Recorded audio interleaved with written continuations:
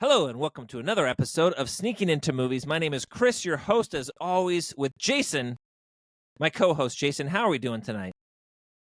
I'm blessed. Jason is, man, he is feeling blessed, just like, I'm blessed. who was the podcaster, the financial guy? Dave Ramsey, feeling blessed. I'm not like 3 commas blessed, but I'm doing okay right now. Trace commas.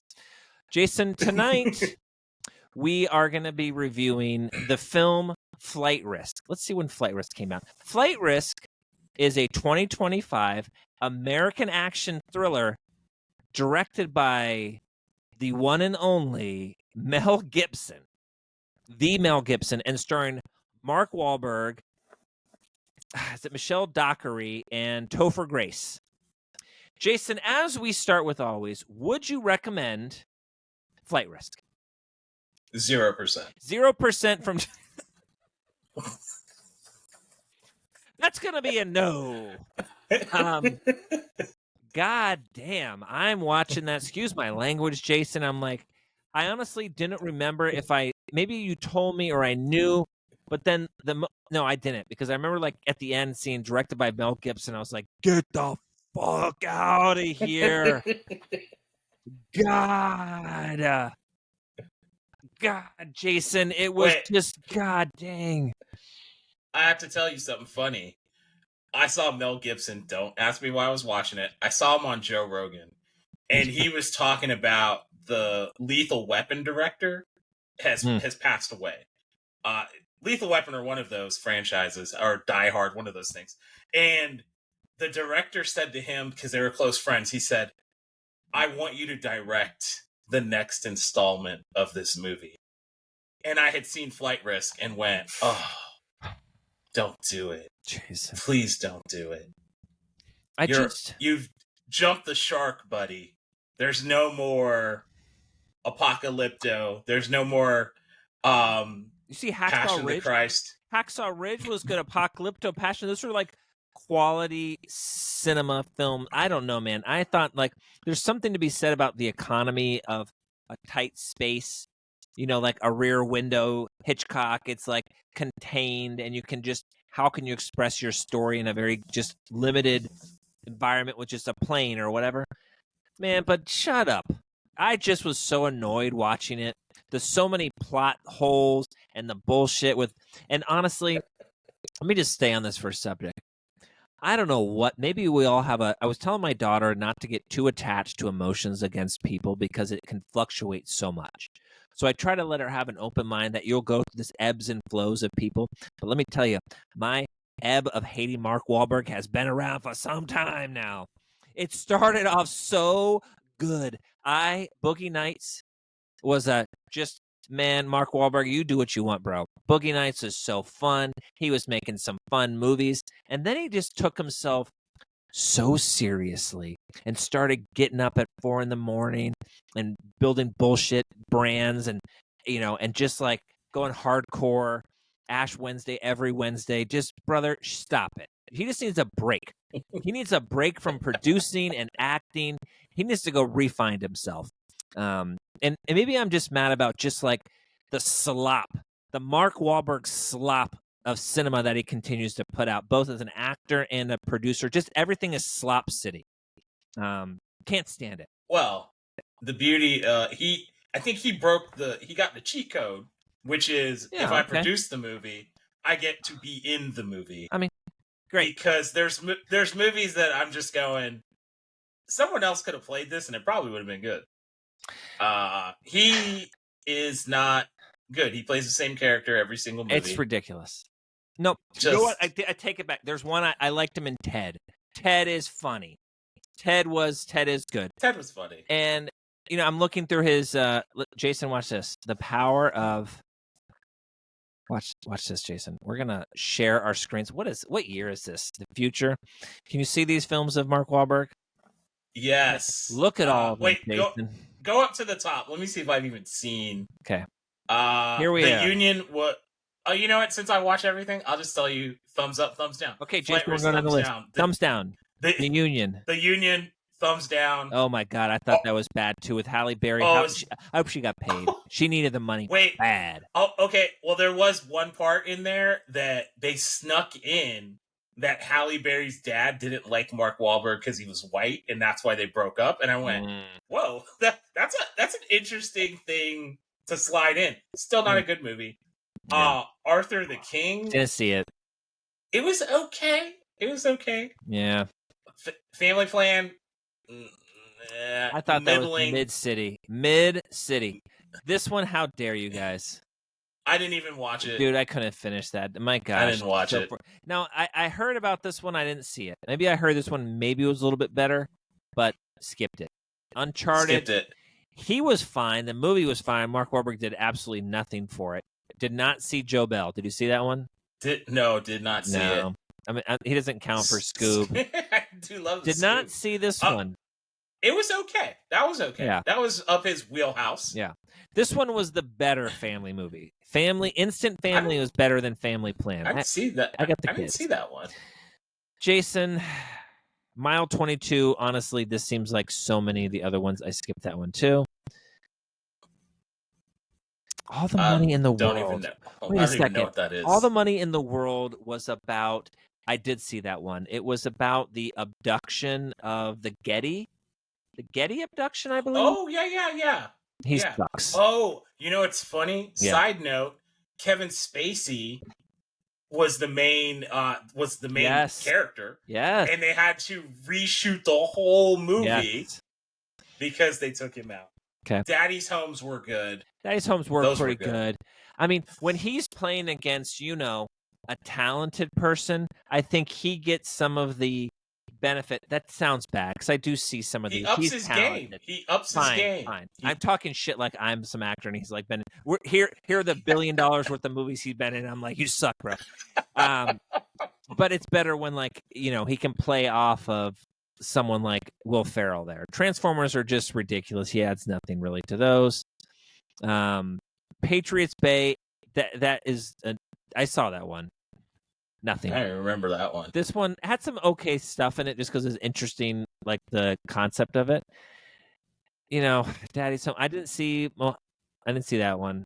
The Gambler was... I don't even know what that is. The Gambler was... He's trying to act again. He was trying to act again, and it just felt a little flat. Okay, here's a good example. The Fighter. All right. That was good. Now,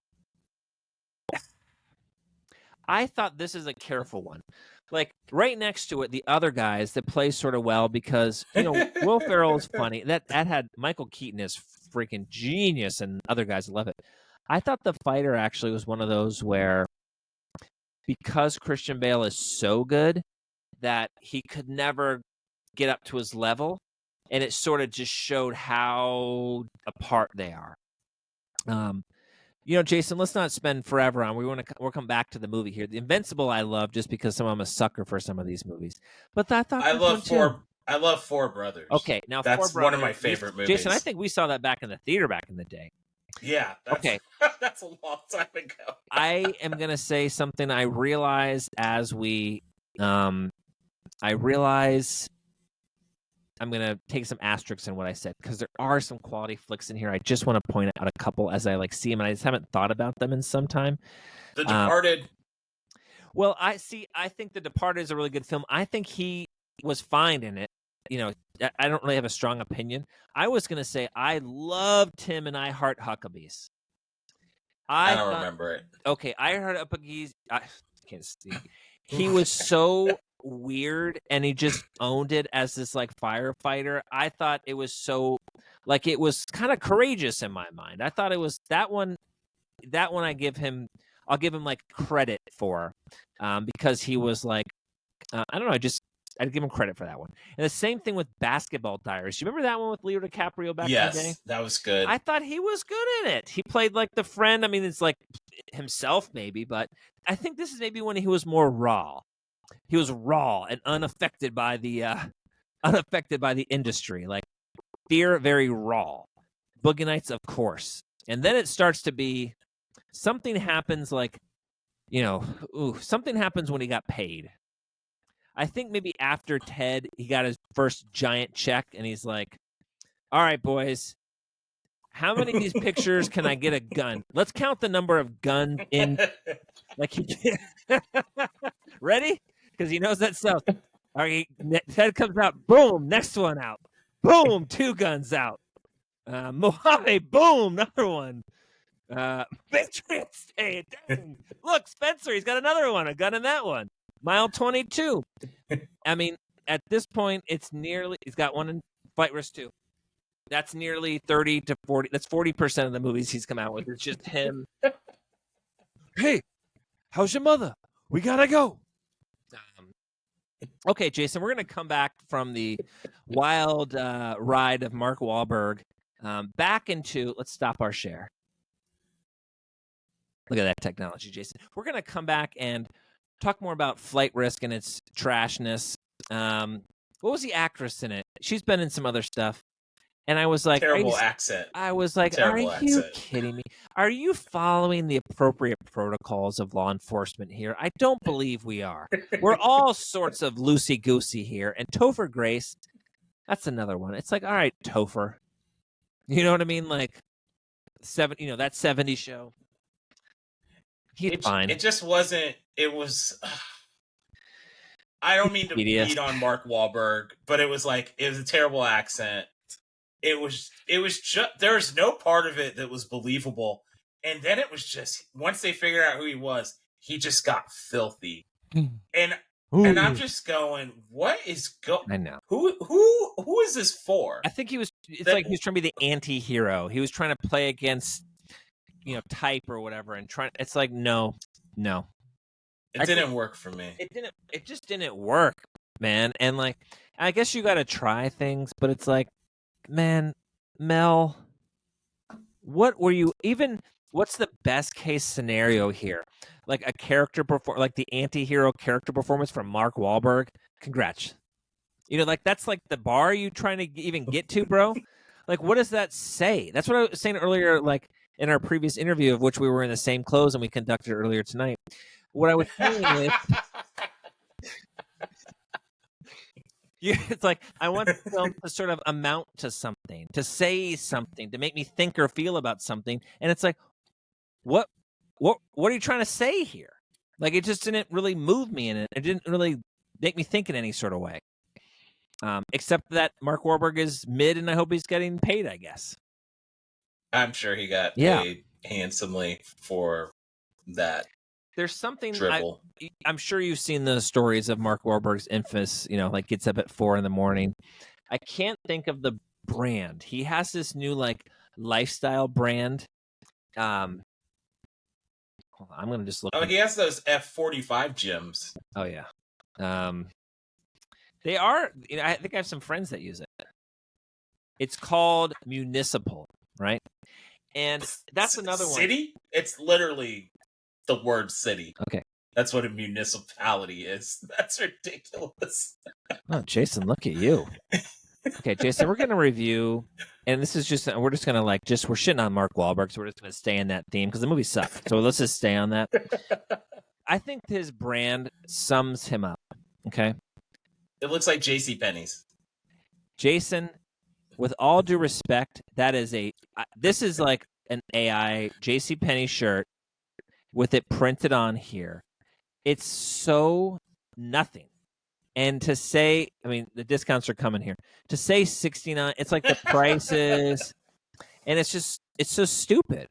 It's like not even cool. When you have to do this, I don't know. It just annoys me to see like every spot I do him in, whatever, entrepreneur with all his Rolexes all his watch collection. You gotta make it somehow, but it's just sort of annoying when you see him in interviews and it's just like the hat and the shoes and the shirt and it's municipal and it's kind of like, take it easy, White Diddy. Oh, is he all branded out now? Always on brand. He's in the I would say Mark Wahlberg is in the ABB class of entertainers, the always be Brandon. And it's like, you just gotta, it's just sad. I don't know. I don't like it. It started to get a little, kind of annoy me with that too, of all people. And I'm going to say this is like saying about a saint.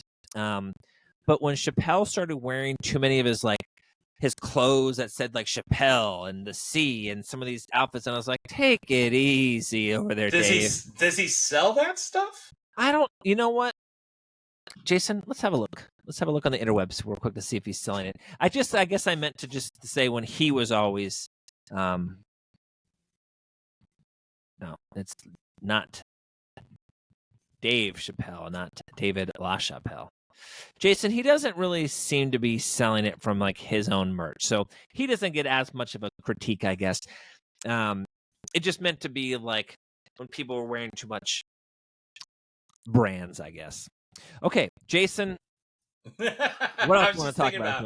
I was thinking about Kanye and that robe he was wearing the other day. I wonder if that is that like by his own design? Is it like a Spanish Catholic robe? Because I saw. Did you see the clip where he like? No, that's some KKK. Okay. All right. Well, inspired robes. Hold on, Jason. I'm going to show you one thing here, and which I do want to say something. I am in no way a racist or a supremacist, but if I was, I would be a little annoyed if the people that I look down on are starting to idolize me. It would annoy me. I'm not for you. I don't make content for you. So there's some dead Nazis rolling over in their grave going, hold on, there's a black guy getting rich selling Nazi memorabilia? I don't like this stuff. You see this stuff? It's some sort of like Catholic thing. Brotherhood of Saint. You see this? There's something. There's something happening. Yeah. I saw this clip, Jay. I don't think that's what he was doing. I mean, I see. Oh, look, there's gay right there. Well, I saw this clip of him, and it was like, that's so funny. I saw this clip of him, and it was like maybe a baptism or a christening of his daughter, and maybe he was overseas with one of the robes, and you could just see his face, like I'm gonna wear that. I just it's just so it pains me to see people that are talented and going, I'm so talented that I got to do something that's not making use of my talent. A la Mel Gibson directing this movie. To bring it back around full circle. Well, this wasn't a good movie. You know what? We spent a lot of time trashing Mark Wahlberg, but not enough trashing Mel Gibson here, who's of equal fault, if not more, for agreeing to this project. Wait, so for anybody that's watching, yes, I hope that there's some people watching this, and I encourage you to look up the voice message that Mel Gibson left on his kid's mother's answering machine. Yeah. I encourage you to look that up. I'm not going to say what he said. Something about tax. Yes. Tax is something. I don't remember what it was. But I encourage you to look it up. And then this is a conversation we had the other day. Me and the lady. The missus? Yes. How it's so hard for me to go, I really like this person's art, but them as a person, how do we separate it? How do we separate out? I heard someone bumping R. Kelly the other day, and I went, "Where is that? An old CD? It's still on streaming." Yeah, we obviously don't have an issue with it, but Mel Gibson and his pack of it. It pains me to go, oh man, I still want to consume his content.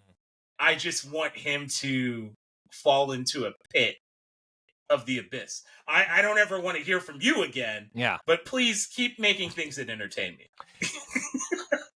Jason, we're going to finish with a review score, a rating of Flight Risk, directed by Mel Gibson, starring Mark Wahlberg. Jason, out of 5 stars, what would you give Flight Risk? They owe me 2 stars. -2. That's -2. Good. We're in -2 stars. Jason, I'm going to give it a flat 0. Just an absolute. Don't even start it. Don't even turn the movie on. Just skip the movie. If we collectively pretend that it doesn't exist, maybe it just will cease to exist. Maybe we can will it into it's like if there was a award for just the most middest of mid city, not even mid, it just sucks. Jason, 0.0, -2, flight risk, skip it. Jason, do you have any Wait, film? oh, go ahead. No, I was going to say, you got anything else to add? Recommend? How do you want to wrap it up? I want to recommend. I think it was called The Monkey. Oh, The Monkey, that new Osgood. Who is it? The Perkins guy. Perkins. Osgood Perkins. Yes. Yeah, I want to recommend that, and we're definitely going to review it because I think you'll enjoy it too. But that I would like people. It's weird. Yes. But something to check out. Okay. What about you? Is there anything that's piquing your interest? Has it piqued my interest? No, but I will never stop saying how much I did like The Brutalist, and I think that is worth the investment if you like art in America. Okay. If I love America, I gotta love The Brutalist. If you like art, or if you like art and or America, check out the 3.5-hour The Brutalist. Jason, thanks so much for tuning in, or thanks so much for hosting. Please like and subscribe. We'll see you again next time on Sneaking Into Movies. Okay, hold on.